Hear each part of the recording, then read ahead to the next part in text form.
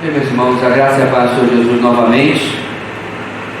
Quero convidar-nos a abrir nossas Bíblias novamente no livro de Atos. Estamos quase no final da nossa jornada, mas ainda não. Então, abrir as nossas Bíblias em Atos, capítulo número 25, onde nós paramos na semana passada. Atos, capítulo de número 25.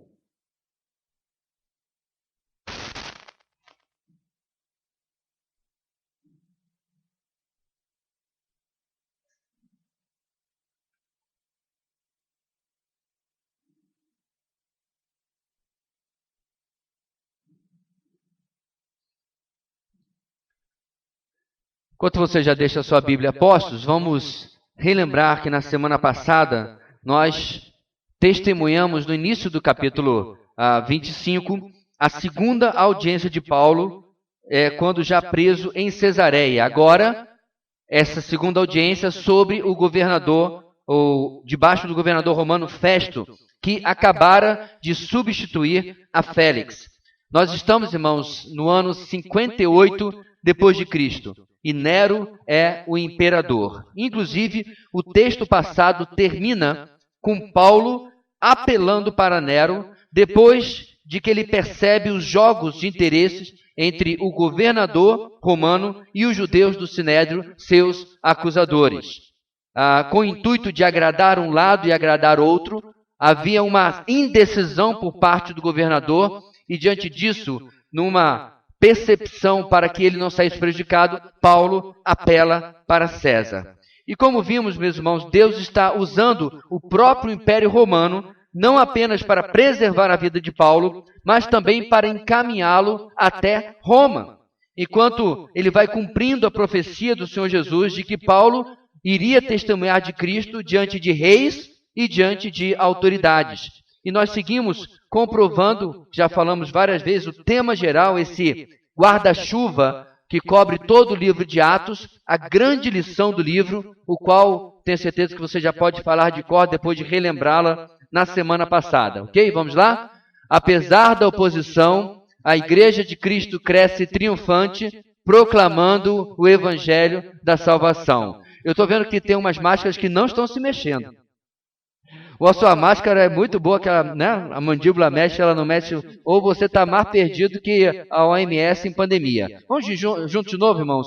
O tema do livro de Atos: apesar da oposição, a Igreja de Cristo cresce triunfante, proclamando o Evangelho da salvação. Este é, novamente, o tema de todo o livro de Atos. Hoje, irmãos, nós veremos como a perseguição e a oposição continuarão, mas como nós dissemos na mensagem anterior, também nós veremos, e como eu acabei de dizer, como Deus está usando tudo isso para cumprir aquilo que o Senhor Jesus havia dito para Ananias a respeito do apóstolo Paulo. Para relembrar esse texto, está em Atos 9, versículo 15, lá diz o seguinte: este homem, Jesus está falando a respeito de Paulo, é meu instrumento escolhido para levar o meu nome perante os gentios e seus reis, e perante o povo de Israel. Em outras palavras, meus irmãos, nada está acontecendo aqui que não esteja completamente debaixo do controle, da direção e da condução de Deus para que assim aconteça.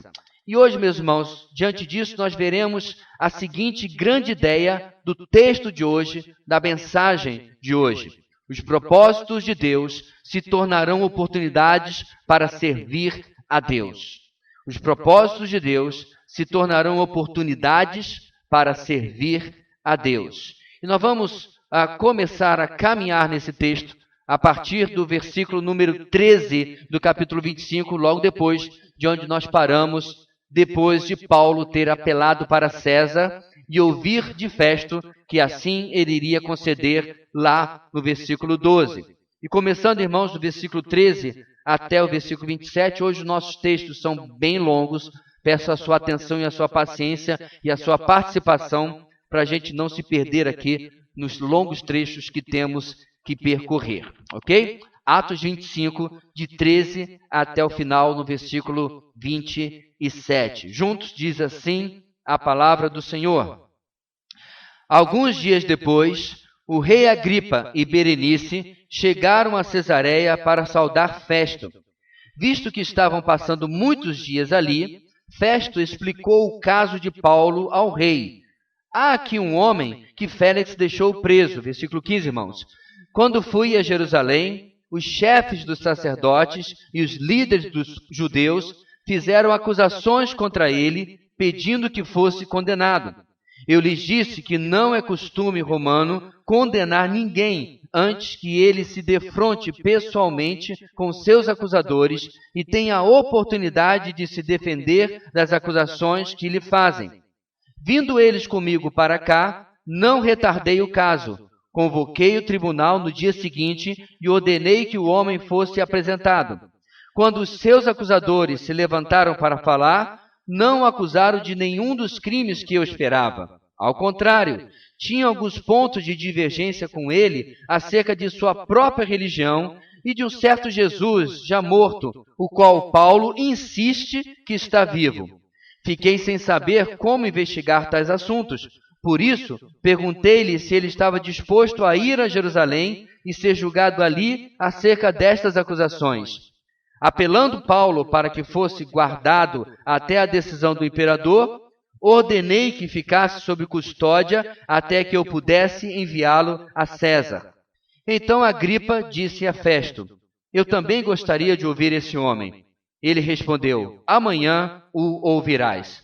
No dia seguinte, Agripa e Berenice vieram com grande pompa e entraram na sala de audiências com os altos oficiais e os homens importantes da cidade.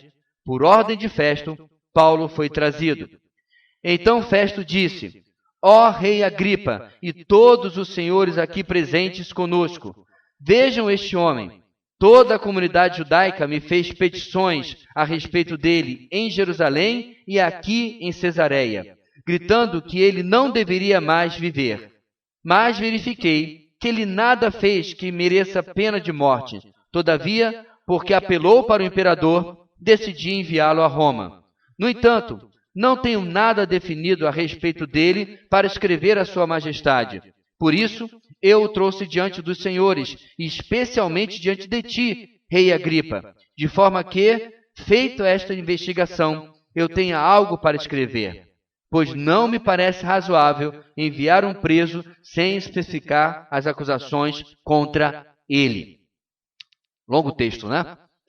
Nesse texto, irmãos, a palavra de Deus vai nos ensinar o seguinte: a oposição ao Evangelho continua sendo usada por Deus para cumprir seus propósitos.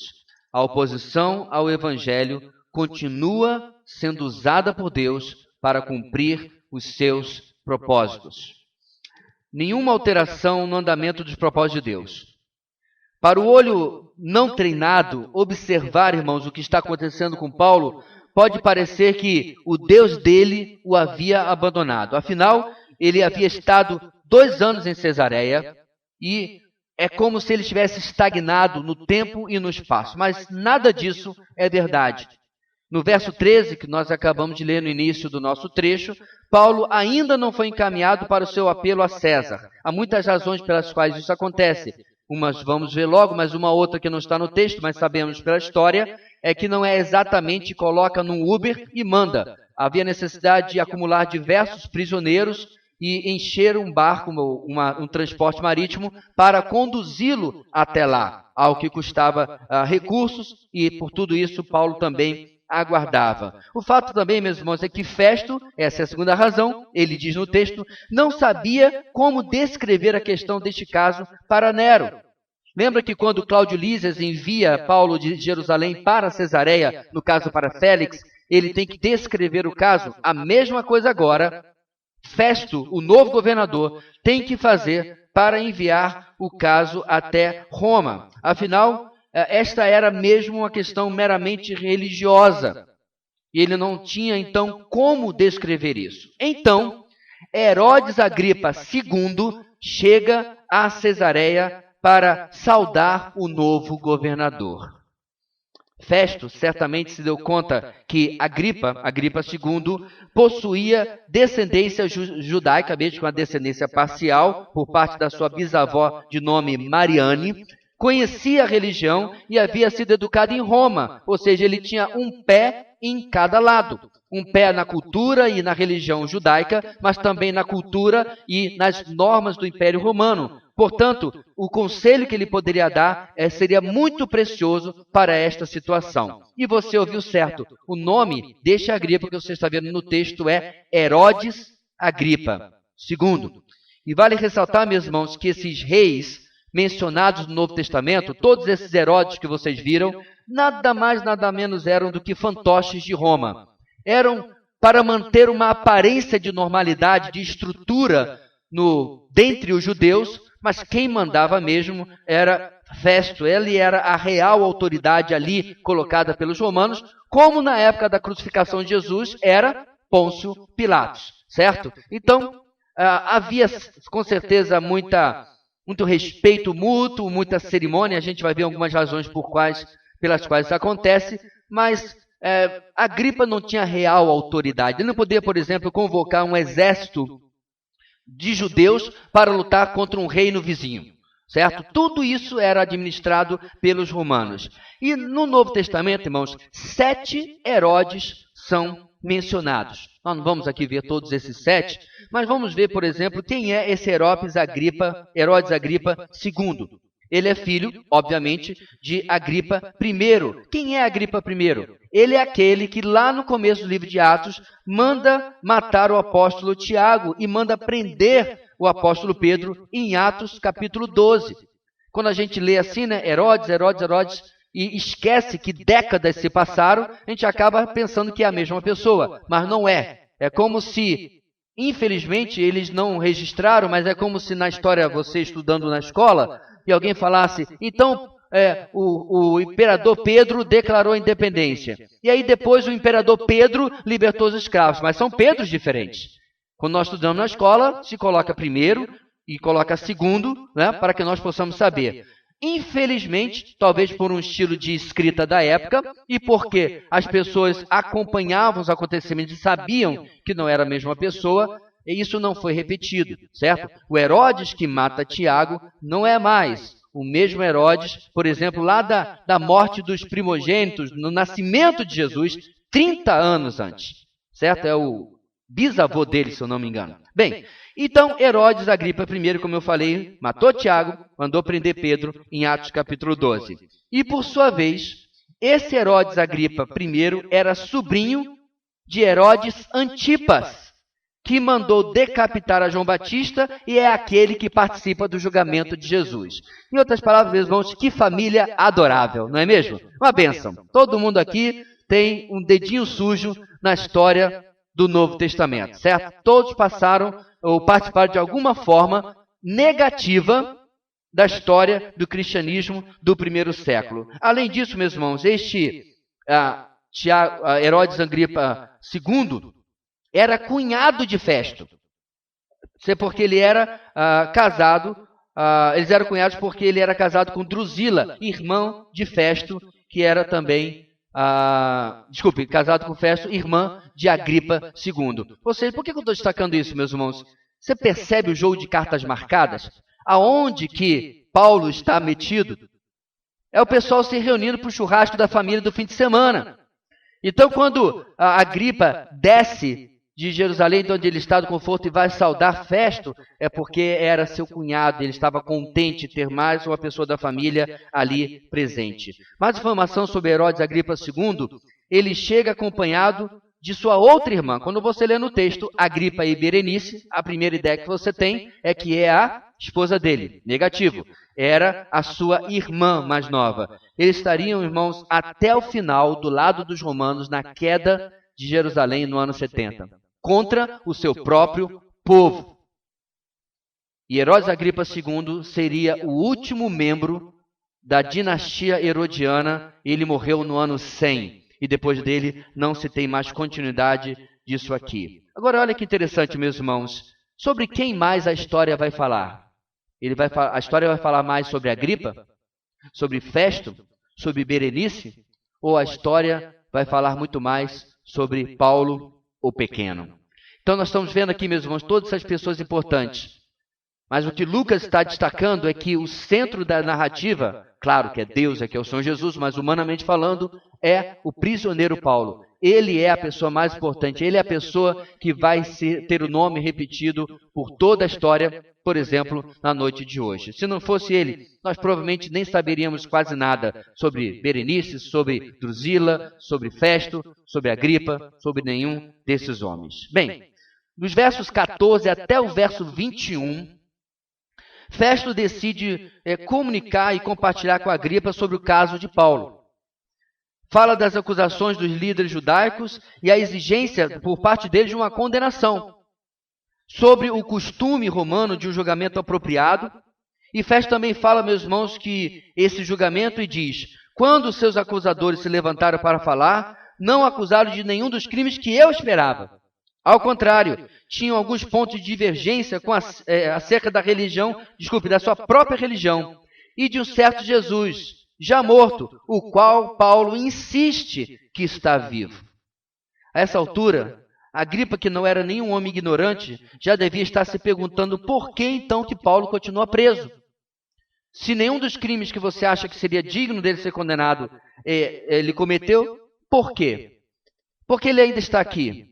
E no verso 20, Festo admite que ele não sabia como investigar algo que incluía, para ele, apenas a religião judaica. E que diante da sugestão absurda de que Paulo retornasse a Jerusalém para ser julgado lá, Paulo recorreu a César para preservar a sua própria vida. O que ele não conta, meus irmãos, aqui no nosso texto para Agripa, é que ele queria fazer isso para agradar aos judeus, que nós sabemos e falamos semana passada. Ele queria agradar, fazer um favor, uma troca com os judeus, e é por isso que ele sugere a Paulo se ele se incomodaria de subir até Jerusalém para ali ser julgado. Mas, irmãos, o que Paulo ainda faz em Cesareia? Eis a razão da consulta de Festo a Agripa. Como nós dissemos, ele precisa escrever um documento e ele não sabe nem como começar. Como ele vai explicar a Nero? E se você estudou um pouquinho de história, você sabe que Nero não era exatamente a pessoa mais compreensível do mundo. Não era o imperador mais diplomático do mundo. Era uma pessoa vaidosa. Como ele ia explicar um imperador desse naipe que ele estava gastando o tempo dele e pedindo a atenção dele por algo que ele não tinha nem sequer como escrever? Diante de uma narrativa tão confusa, o próprio Agripa pede no verso 22 para também ouvir Paulo, o que logo ele é garantido. E aí, meus irmãos, diz o texto para terminar que um evento com grande pompa foi montado para que Agripa e Berenice ouvissem a Paulo. Ao que parece, ambos os lados deram o melhor que podiam, um festival de mútua bajulação, e mostrando à corte e a todos a importância de cada lado. E em meio, irmãos, a toda essa pompa, em meio a toda essa demonstração de poder humano, quem está lá? Paulo. Com suas vestes de prisioneiro, com suas vestes simples. Paulo, como eu já disse, cujo nome significa o pequeno, diante de todas essas autoridades. Com certeza, meus irmãos, ele é desprezado.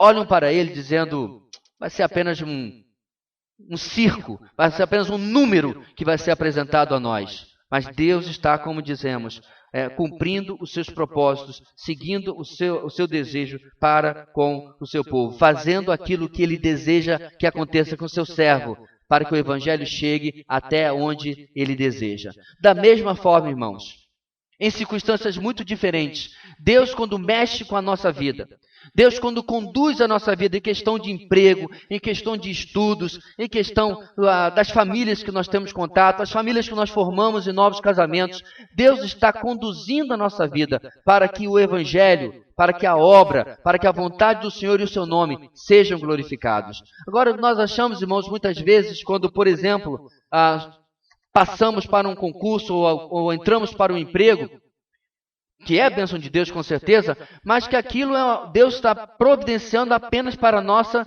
subsistência. Isso não é verdade. Deus está jogando xadrez. Deus está fazendo estratégias com a nossa vida.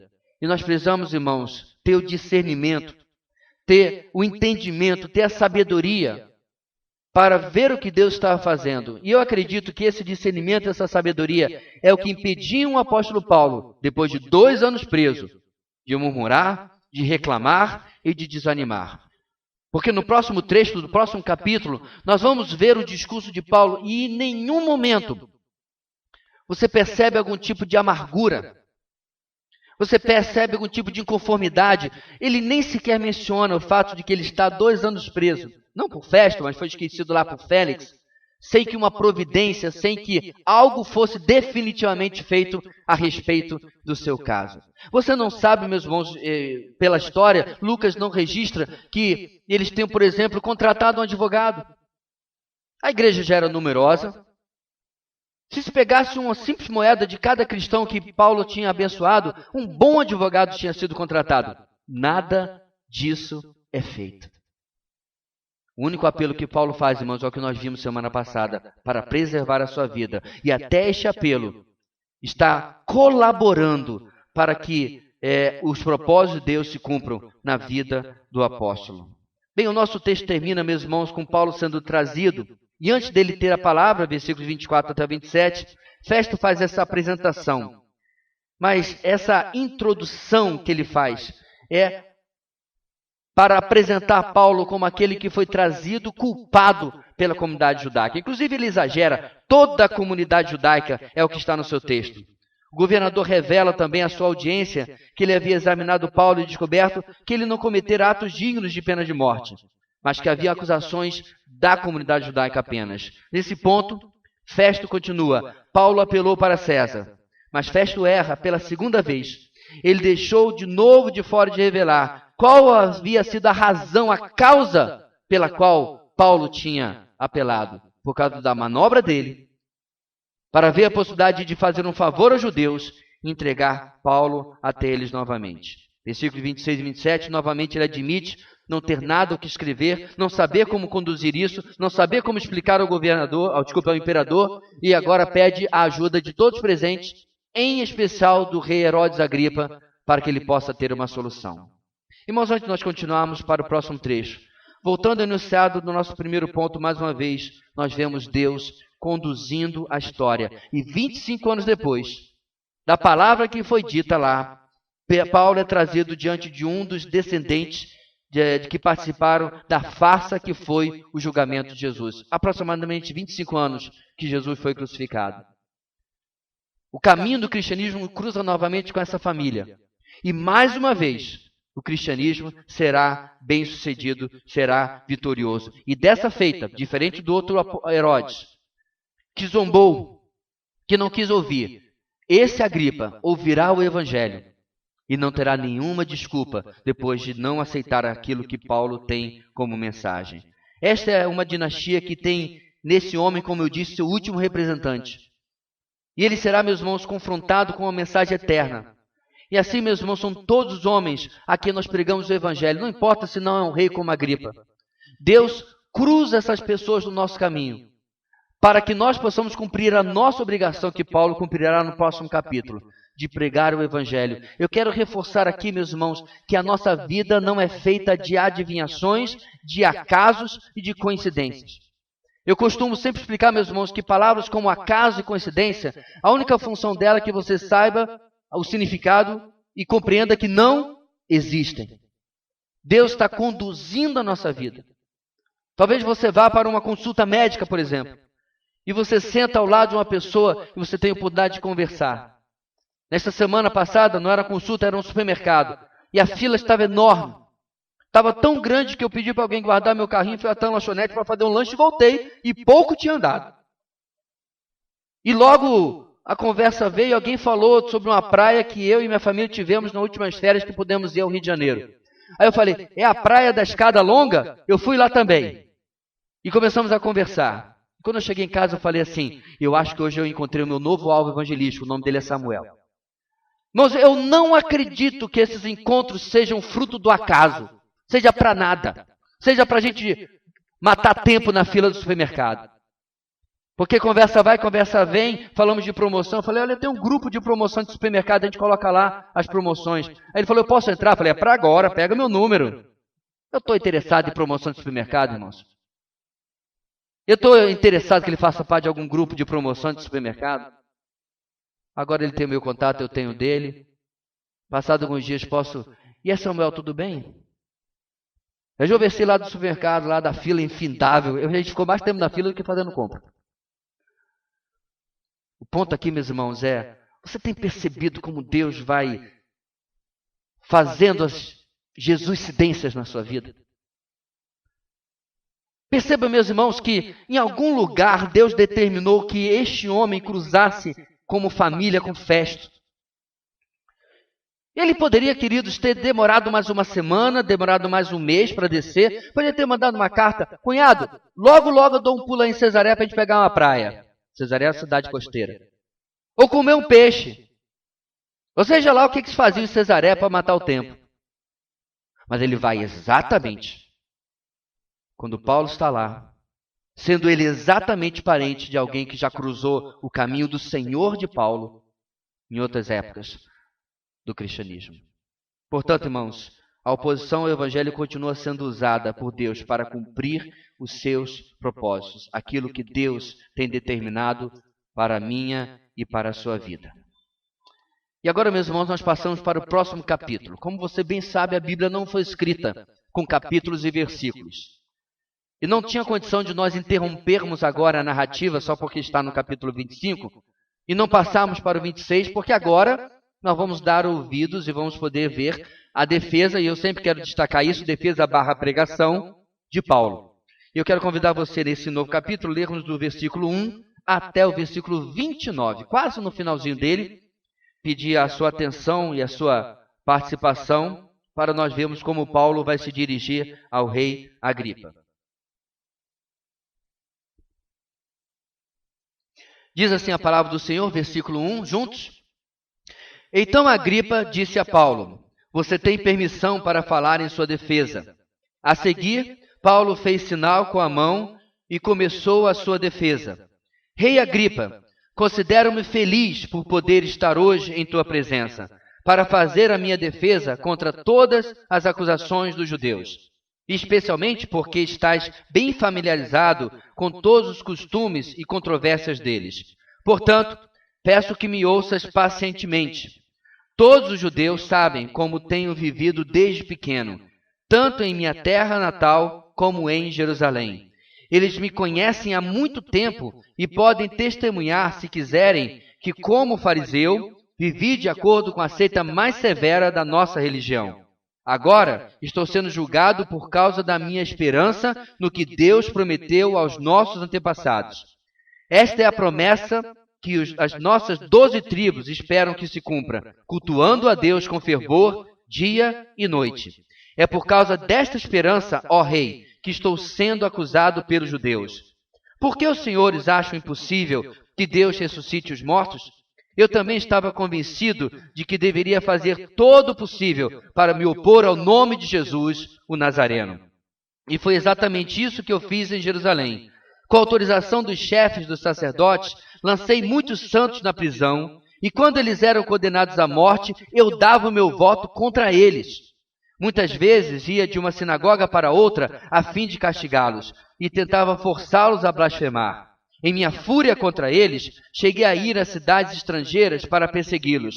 Numa dessas viagens, eu estava indo para Damasco, com autorização e permissão dos chefes dos sacerdotes.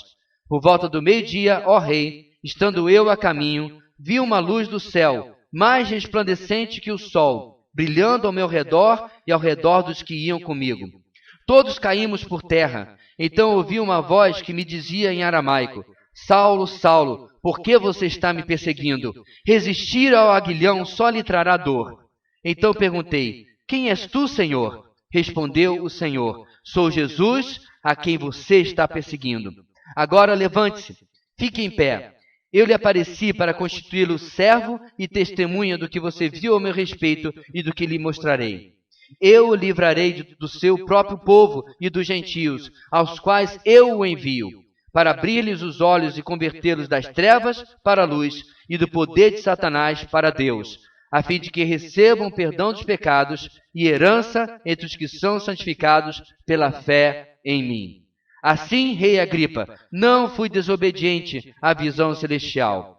Preguei em primeiro lugar aos que estavam em Damasco, depois aos que estavam em Jerusalém, e em toda a Judéia e também aos gentios, dizendo que se arrependessem e se voltassem para Deus, praticando obras que mostrassem o seu arrependimento.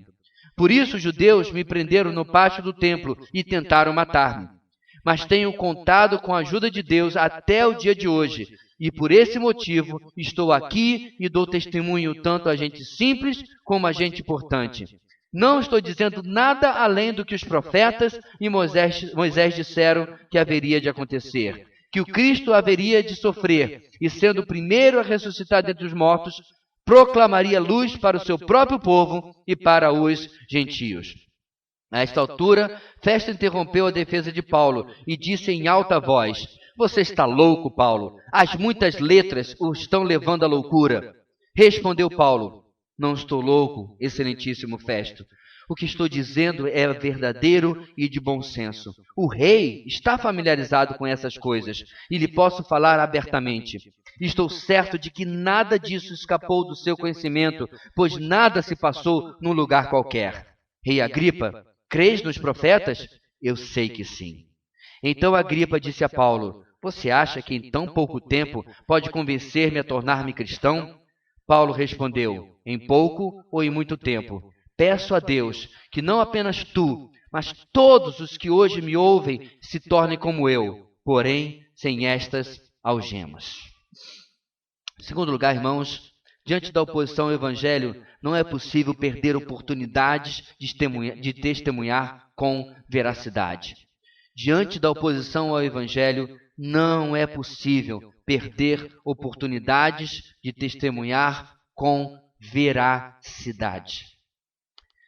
Este longo texto, irmãos, esta longa sessão no capítulo 26, é uma aula do apóstolo Paulo sobre como se posicionar diante de ataques à nossa fé.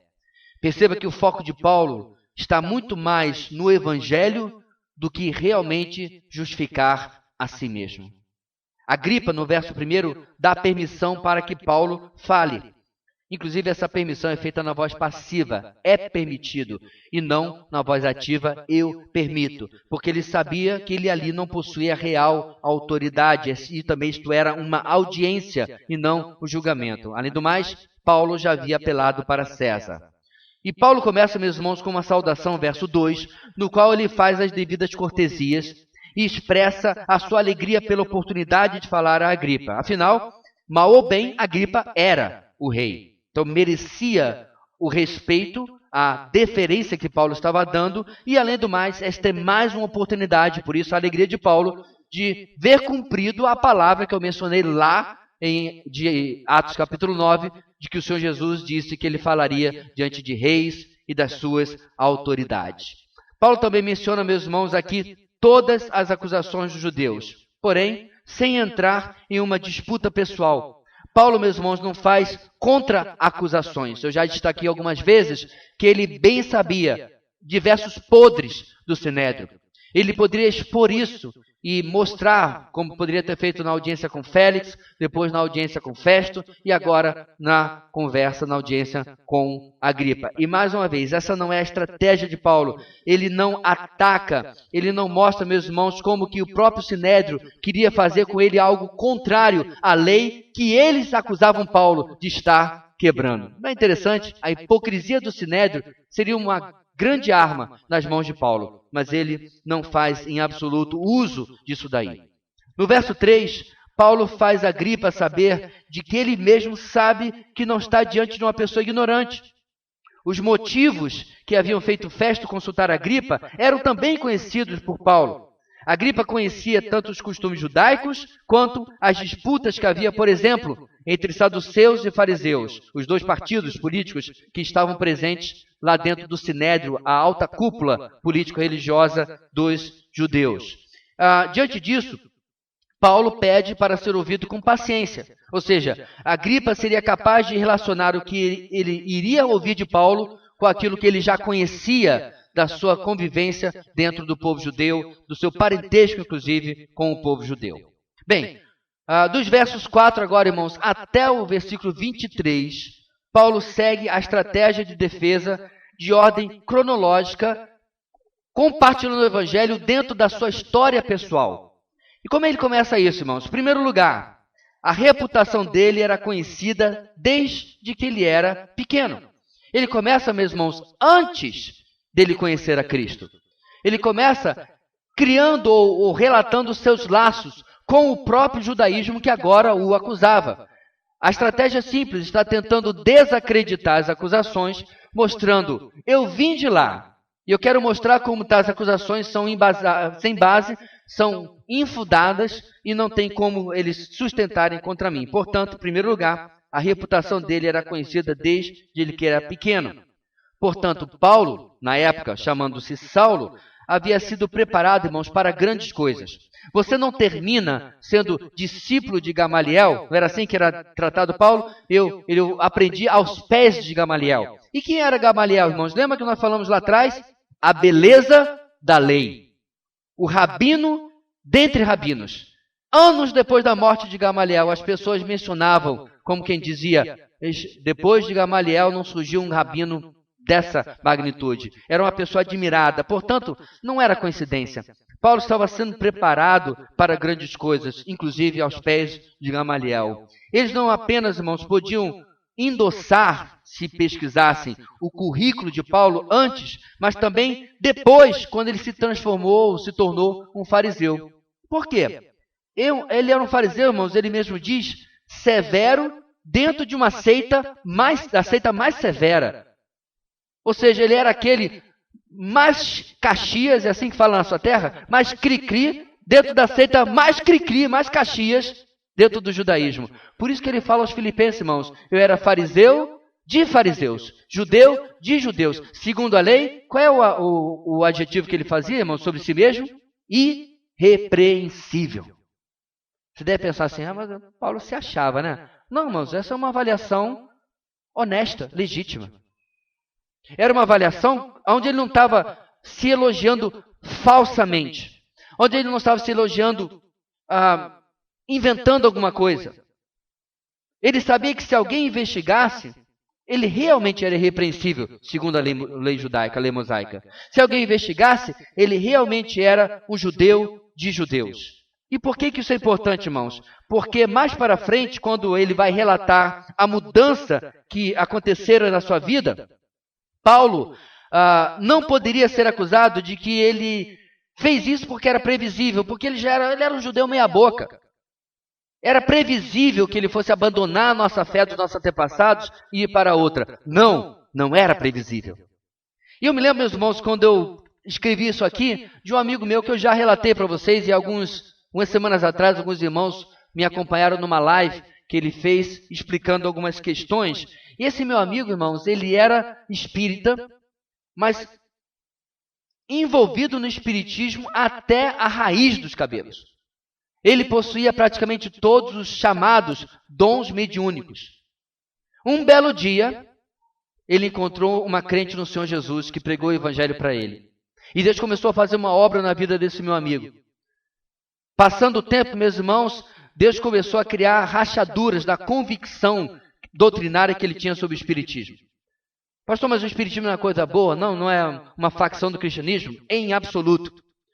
O espiritismo defende a reencarnação. A Bíblia e o cristianismo defendem a ressurreição. São coisas completamente diferentes. O espiritismo, ele mostra uma melhora ou uma salvação pelo seu alto esforço. Você salva a si mesmo, morrendo e renascendo diversas vezes. O cristianismo diz, Jesus morreu na cruz e já pagou seus pecados. Veja, irmãos, são mensagens completamente opostas. O tempo passa. Ele se encontra com Jesus e ninguém jamais vai poder dizer do meu amigo, o Cícero, ele se converteu a crente porque ele era um espírita meia-boca. Ele não era, não. Ele era cri-cri. Ele era Caxias. Ele era severo. Mas o evangelho foi mais poderoso do que as convicções que ele tinha no passado. A mesma coisa aqui, meus irmãos, Paulo está destacando. Eu me converti, mas eu não era qualquer coisa. A minha conversão abalou as bases do Sinédrio, dos judeus, porque eles ficaram confusos. Se ele que sabe muito mais do que nós tem pregado a esse nome, a esse Jesus, a gente precisa ouvir. Segundo ponto, meus irmãos, da defesa de Paulo. ele não estava pregando nada novo. Ele não inventou uma nova mensagem.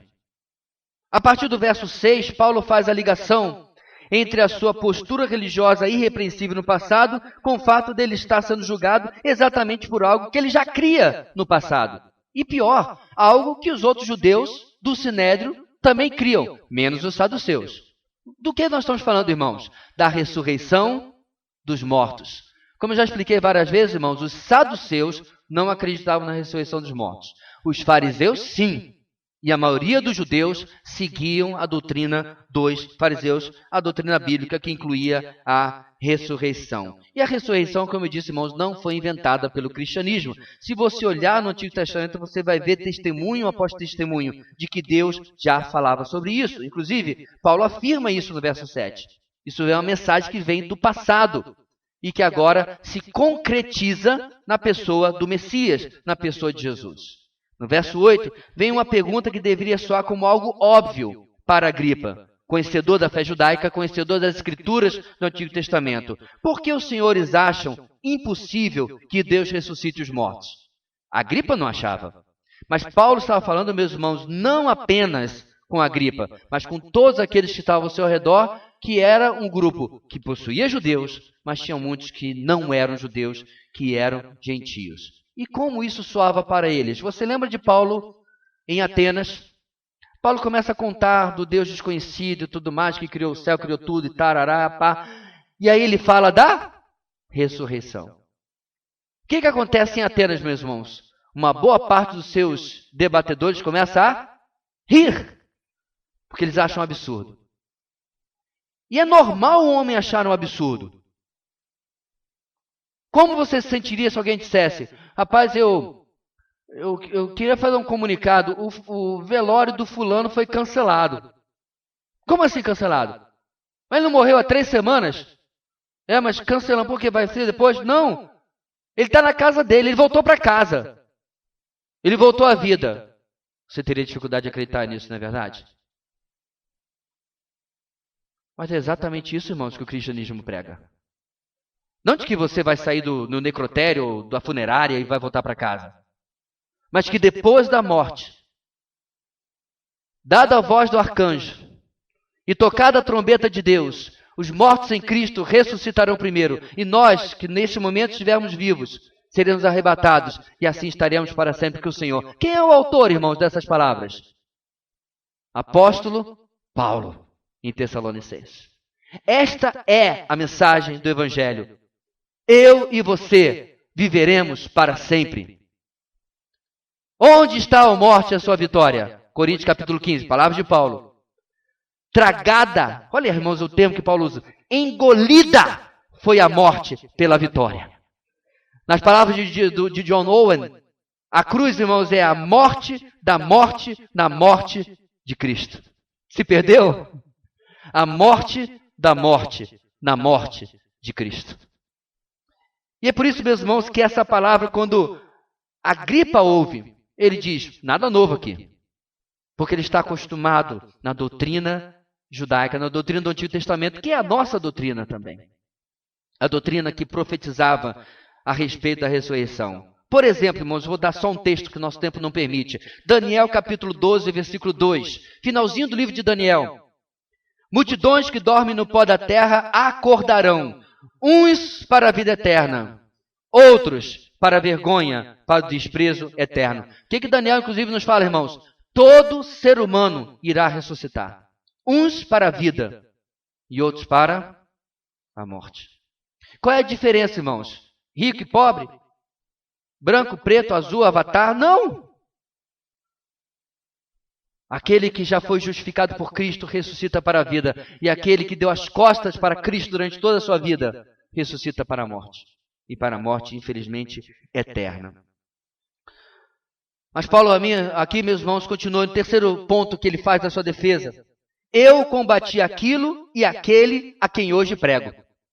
Essa é a terceira parte que ele faz no versículo 9 em diante. Eu combati aquilo, a fé dos cristãos, e aquele, o Senhor Jesus, a quem hoje eu prego.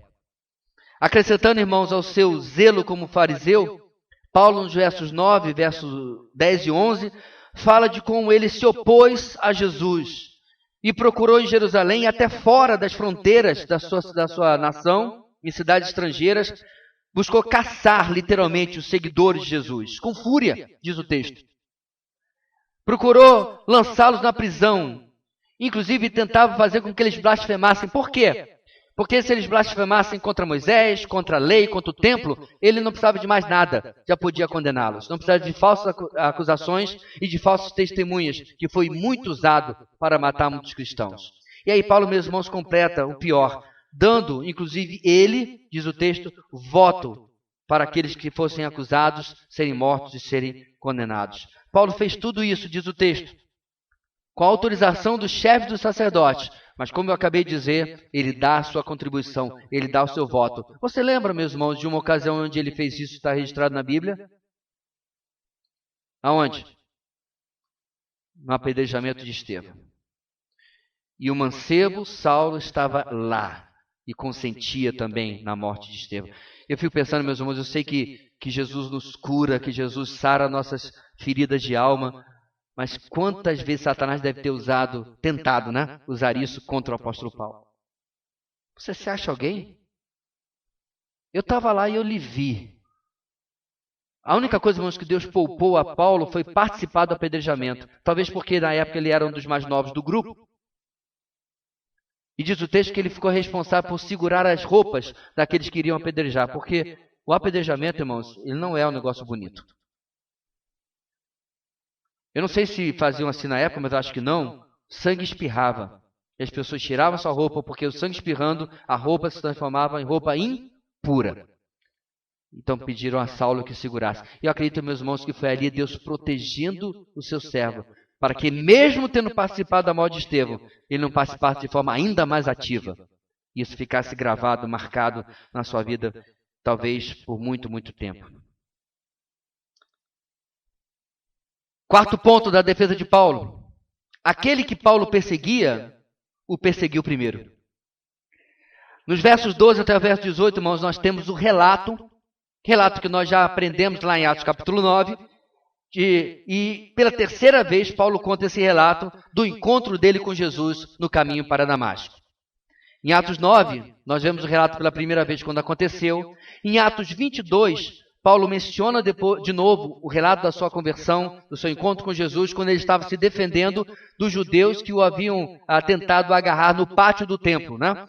Foi aquela situação que levou até a prisão por Cláudio Lísias e que levou Paulo até Cesareia. E agora ele está pela terceira vez narrando a sua conversão diante do rei Agripa.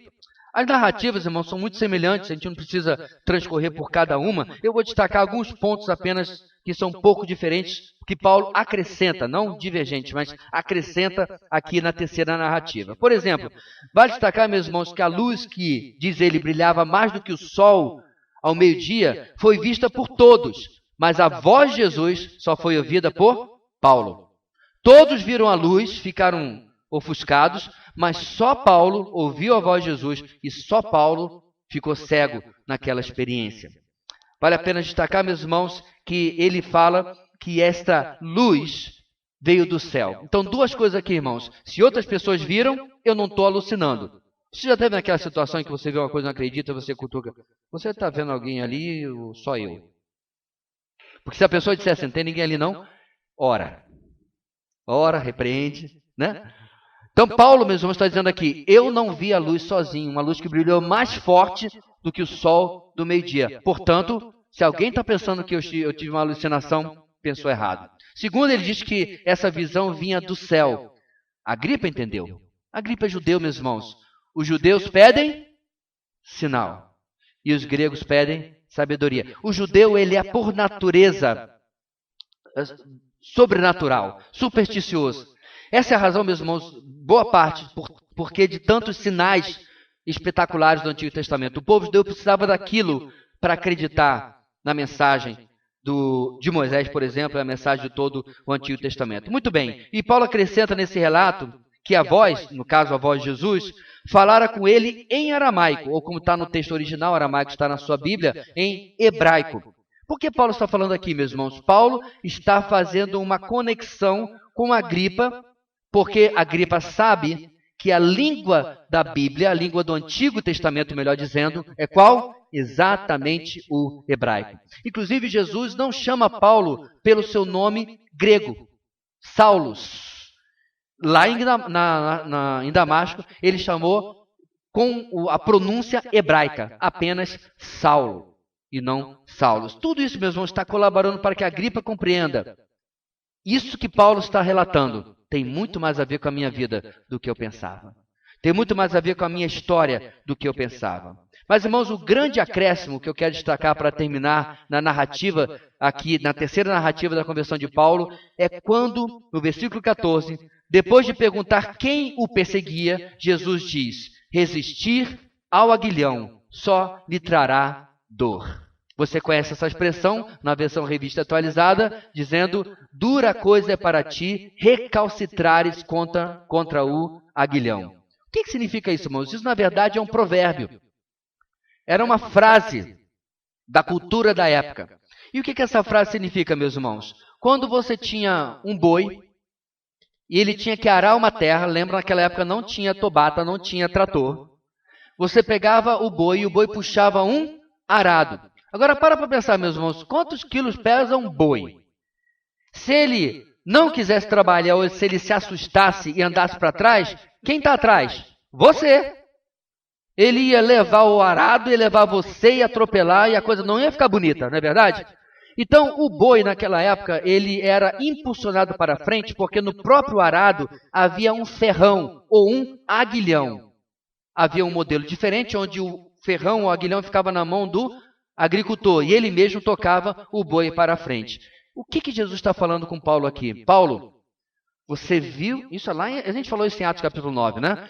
Você viu o meu servo Timóteo, você viu o rosto dele transfigurado em rosto de anjo, você viu a atitude das pessoas que você prendeu e que você maltratou, você está juntando os pontos, você é um homem inteligente, você está vendo as evidências e você está lutando contra as evidências. Mas só agora que Paulo relata que Jesus havia dito isso para ele.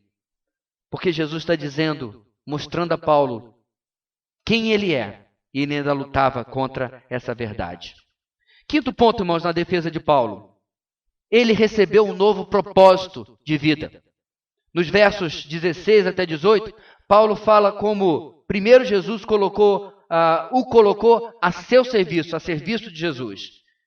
Depois, e letra B, debaixo da proteção de Jesus. E letra C, com uma nova missão e uma nova mensagem. Num pacote só, ele recebeu tudo isso das mãos de Jesus. O que Agripa esperava que Paulo fizesse? Discutisse com o Senhor, que lhe apareceu daquela forma maravilhosa? Que desobedecesse, que se rebelasse? Que tentasse prender a Jesus? Ele responde: assim, rei Agripa, não fui desobediente à visão celestial. Isso, meus irmãos, me mostra, ou me recorda, quantas e quantas vezes nós temos resistido, digamos assim, à visão que Deus tem dado para nós fazermos alguma coisa e trocado pela nossa própria vontade. Sim, nenhuma luz brilhou mais forte do que o sol do meio-dia. Sim, é verdade, nós não fomos confrontados com uma voz que falava para nós. Nada disso aconteceu comigo e com você. Mas para pensar, você abriu a palavra, você ouviu um estudo sobre oração hoje de manhã, e os que estiveram aqui, sua vida de oração vai mudar? Será que nós temos sido, irmãos, resistentes, desobedientes, rebeldes contra a visão celestial? Troca aqui, meus irmãos, essa visão celestial fantástica que Paulo teve pelos seus últimos encontros com o seu Deus. Porque mesmo que não tenha tido luz e voz fantástica, cheia de efeitos especiais, que só hoje talvez alguém com CGI pudesse reproduzir, quando você abriu a sua Bíblia no seu devocional, Deus deu uma visão para você. Eu estou usando aqui a palavra visão com muitas aspas.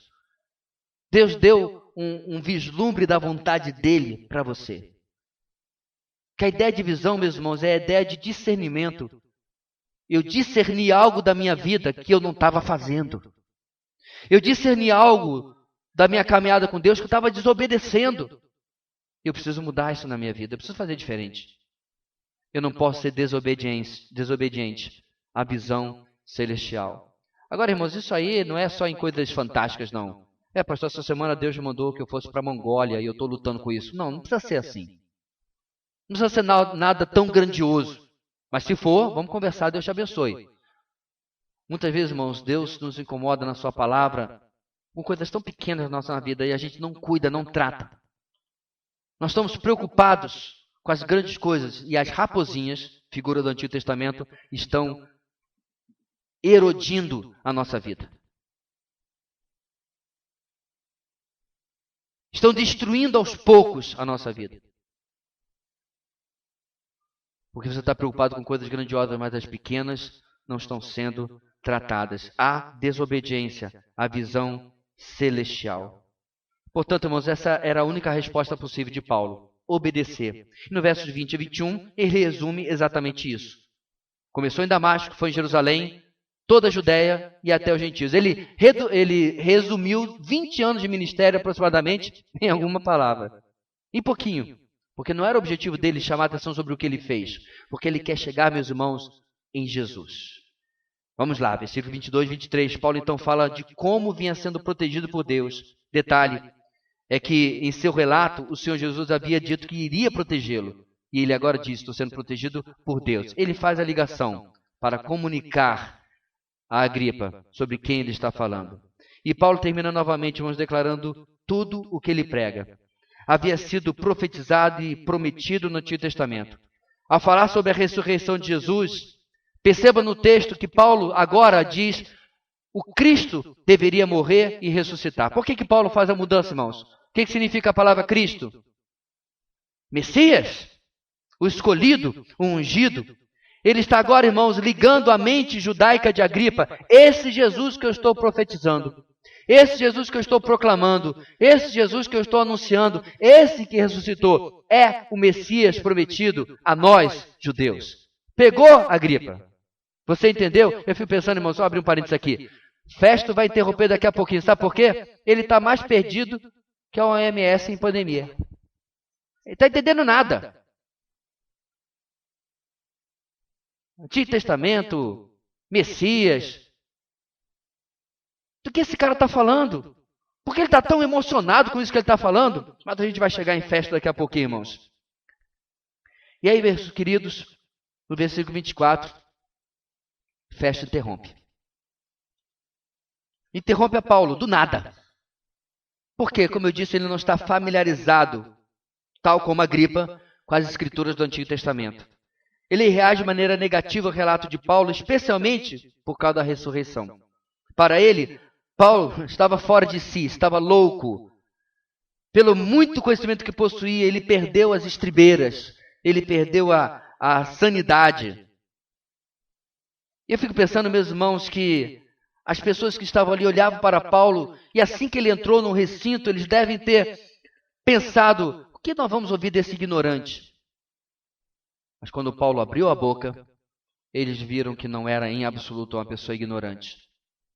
Sabe o que é mais interessante, irmãos? Paulo usa aqui um grego ainda mais superior do que ele já usava em todas as suas cartas. Eu já falei várias vezes, irmãos, que se você pegar o grego de João, de Pedro, e comparar com o de Paulo, é como se você comparasse o meu português e Rui Barbosa. Eu sou Pedro e João, né? O Rui Barbosa é o português de Paulo, o grego de Paulo.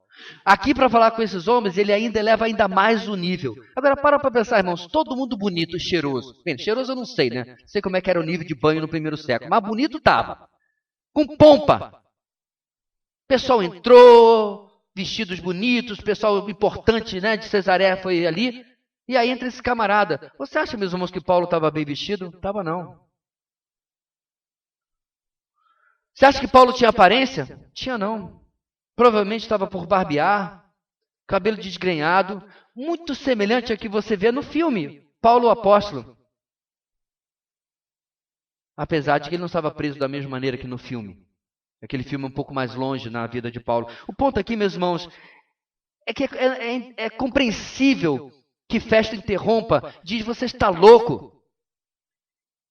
Porque é muito provável, irmãos, porque a expressão que Festo usa aqui é, por que você está tão transtornado assim? Paulo já estava sendo tomado pela emoção, quando ele estava falando de Cristo, da ressurreição e da mensagem, da missão que ele havia recebido. E é compreensível, meus irmãos, que Festo veja essa mensagem como loucura. Porque o próprio apóstolo Paulo, escrevendo aos Coríntios, e eu acredito que é um texto que talvez Paulo tenha lembrado rapidamente nesse momento, ele escreve: pois a mensagem da cruz é loucura para os que estão perecendo, mas para nós que estamos sendo salvos, é o poder de Deus. 1 Coríntios 1,18.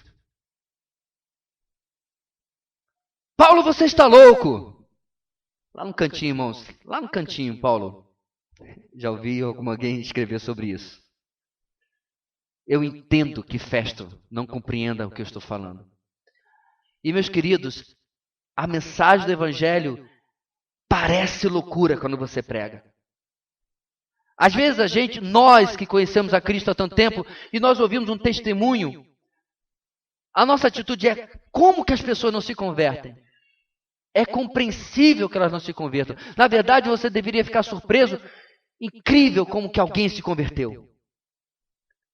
Porque para essa pessoa se converter, aquela mensagem, aquele evangelho que é loucura, Deus mudou o entendimento dessa pessoa. Deus removeu a venda, segundo Coríntios 4,4, que Satanás, o Deus deste século, colocou. E permitiu que aquela pessoa compreendesse o que a cruz significou.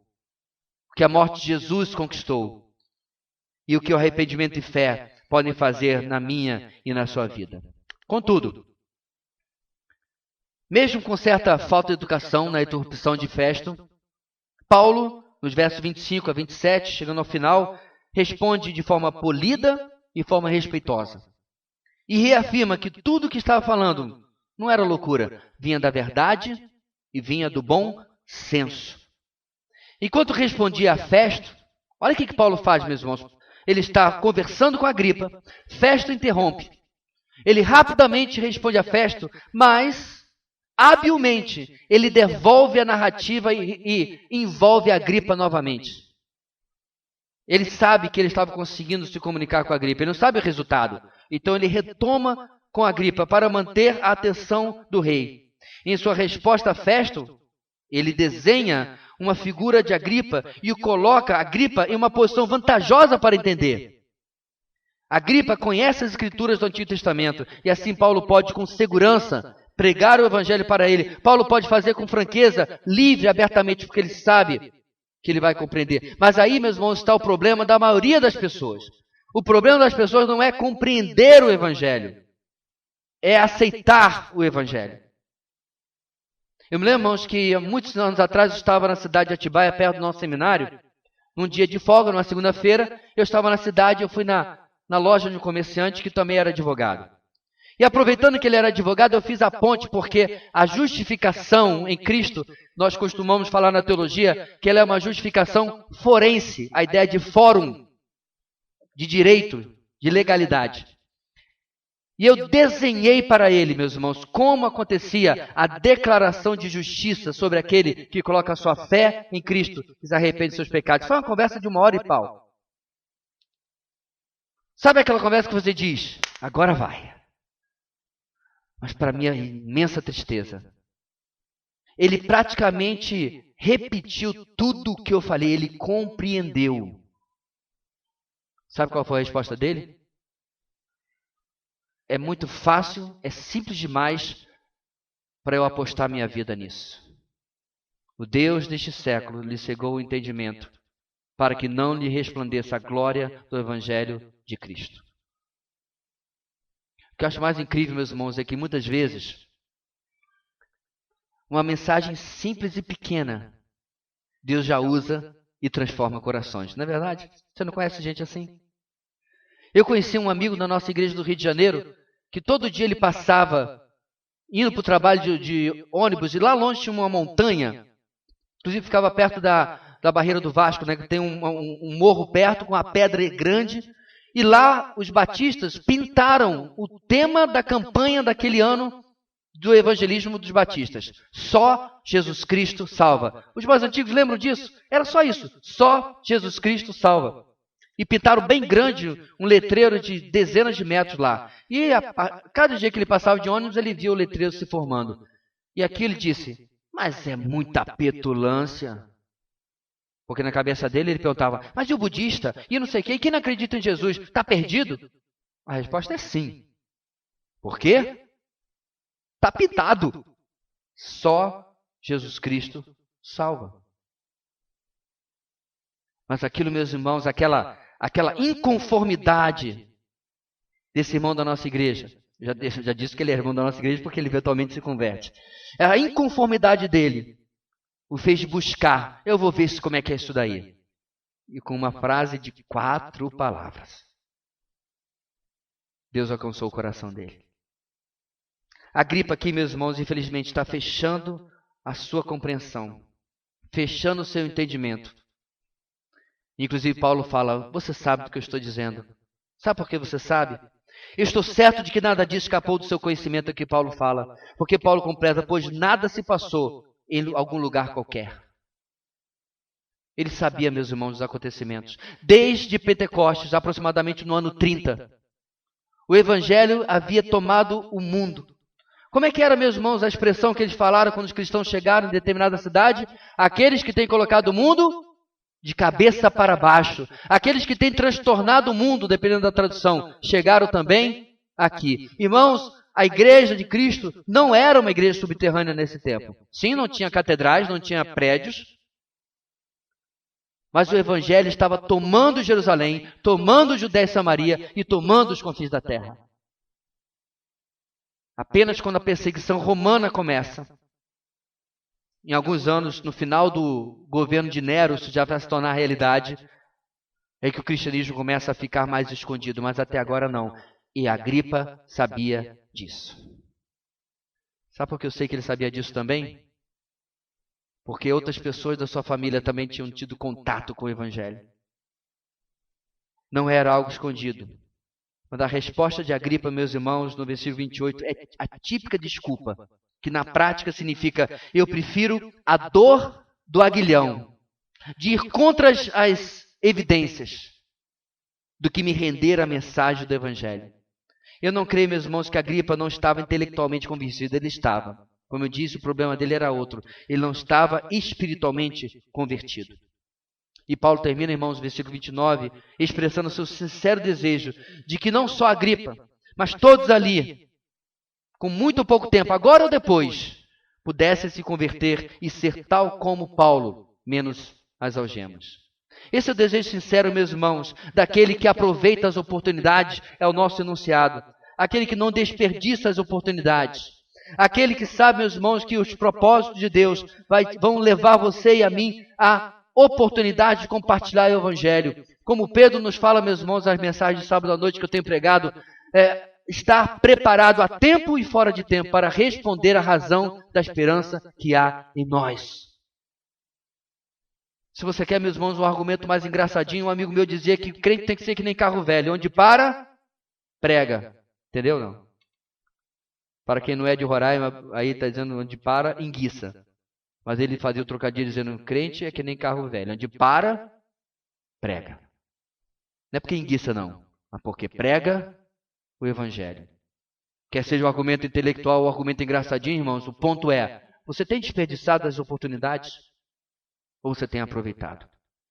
Sabe o que é mais interessante, meus irmãos? Alguém aproveitou a oportunidade comigo. Essa pessoa era minha avó. Um belo dia, Deus tocou no coração dela, ela pegou o telefone, ligou para a nossa casa e falou com meus pais, olha, vai ter um culto especial na nossa igreja, a mesma igreja onde meus pais estavam desviados há mais de 10 anos. Eu queria que vocês fossem hoje. Eu só me lembro do meu pai gritando conosco, todo mundo se arrumar que a gente vai para a igreja. Eu, igreja? Ninguém aqui vai para a igreja. Porque eu nem sabia da história dos meus pais que eles eram desviados do evangelho. E fomos. E eu ouvi a mensagem, meu querido pastor que me despediu algumas semanas atrás, pastor Antonino Melo Santos. E o resto, meus irmãos, é história. Alguém aproveitou a oportunidade comigo. com você também. Porque o céu não se abriu, o teto não se abriu, você caiu aqui crente. Você não acordou um dia, foi dormir, macumbeiro, feiticeiro, ateu, sei lá o que você era, e outro dia você acordou, olha só, acho que eu sou crente. Não. Não é verdade? Sua mãe, seu pai, um primo, um amigo, alguém movido por Deus aproveitou a oportunidade. E você está aqui. Infelizmente, irmãos, nem sempre é isso que acontece. Terminando o nosso texto, irmãos, versículos 30 a 32. Juntos, o rei se levantou e com ele o governador e Berenice, como também os que estavam assentados com eles. Saindo do salão, comentavam entre si: este homem não fez nada que mereça morte ou prisão. Agripa disse a Festo: ele poderia ser posto em liberdade se não tivesse apelado para César. Para encerrar, meus irmãos, nossa mensagem de hoje, nas oportunidades de pregar o Evangelho, não temos controle dos resultados. Nas oportunidades de pregar o Evangelho, não temos controle dos resultados. Nosso texto termina, irmãos, com uma lição simples. Diante de uma defesa / pregação maravilhosa, magistral por parte de Paulo, que nós acabamos de acompanhar, e detalhe, eu acredito que seja só o resumo que Lucas registrou. Eu e você, meus irmãos, como eu disse, por conhecer o Senhor, por gostar dessa mensagem, nós esperaríamos que muitos ali, inclusive talvez até Agripa, Festo, Berenice, se interessassem pelo menos em saber mais e até eventualmente alguns se convertessem. Mas nem a narrativa bíblica e nem os registros históricos sustentam essa esperança. Nada nos leva a pensar, meus irmãos, que isso de fato tenha acontecido. Na verdade, o verso 30 interrompe a defesa / pregação de Paulo sem uma resposta concreta. Eles simplesmente se levantam e saem. Agripa, Festo e Berenice, acompanhados dos seus convidados, deixam o recinto. E, pela lógica, nós entendemos que os demais foram embora e que Paulo voltou ao lugar onde estava detido nos últimos 2 anos para esperar a sua locomoção, seu transporte, eventualmente para a Itália, para Roma. No verso 31, o consenso entre todos era, na verdade, a favor da inocência de Paulo, mas só chegam até aí. E diante disso tudo, no verso 32, Agripa declara a Festo que Paulo poderia muito bem ser libertado se não tivesse já apelado para César. Meus irmãos, oposição, oportunidades, resultados. Nós não controlamos, de maneira alguma, não controlamos nenhuma dessas coisas. Não controlamos a oposição, se ela vai acontecer ou não. Nós não controlamos as oportunidades, podemos até facilitar que elas aconteçam. Entrar em uma conversa com alguém, criar uma amizade, fazer uma visita, mas nós não controlamos como será essa oportunidade e definitivamente não controlamos os resultados. Então o que nós precisamos, irmão, é fazer o quê, irmãos? O que nos cabe diante desse cenário? Primeiro, nos cabe não desanimar ou responder de maneira carnal diante da oposição. Paulo nos dá esse exemplo, irmãos. Como eu disse, não se vê um pingo de desânimo da parte de Paulo. Da mesma maneira, irmãos, não se vê uma posição dura, briguenta da parte de Paulo. Como eu falei, ele nem sequer usa de argumentos que poderiam ajudá-lo na acusação contra o Sinédrio. Nos cabe, meus irmãos, orar por oportunidades. Mas também nos cabe não desperdiçá-las. Não deixar passar batido quando o Senhor abre uma porta para a pregação do Evangelho. E finalmente, irmãos, nos cabe não esmorecermos diante de pessoas que estão cegas pelo Deus deste século e não conseguem enxergar a glória do Evangelho de Cristo. A verdade não tem estatística nenhuma sobre isso, mas apenas a experiência, que na maioria esmagadora das pessoas a quem você pregar, a maioria vão dizer um redondo não. Eu não quero. Eu estou procurando outra coisa. Eu já tenho Deus. Eu já tenho Jesus.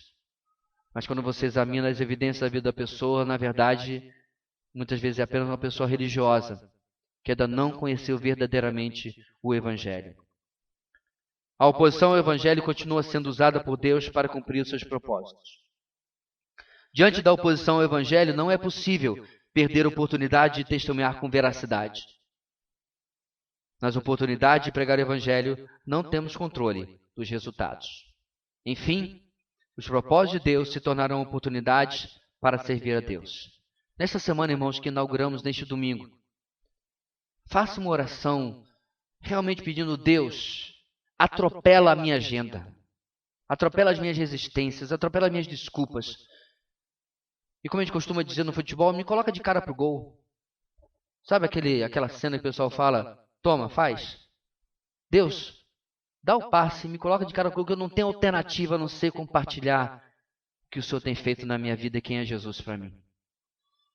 Me leve até aquele momento onde eu possa fazer isso. E use a minha vida. Que Deus, irmãos, nos desafie a cada dia. Que uma mensagem como essa e um exemplo como o do nosso irmão Paulo possa realmente nos incomodar a uma postura de vida diferente diante daquilo que temos diante de nós, um mundo perdido, sem Deus e sem salvação. Feche os olhos comigo, vamos fazer exatamente essa oração que eu sugeri agora.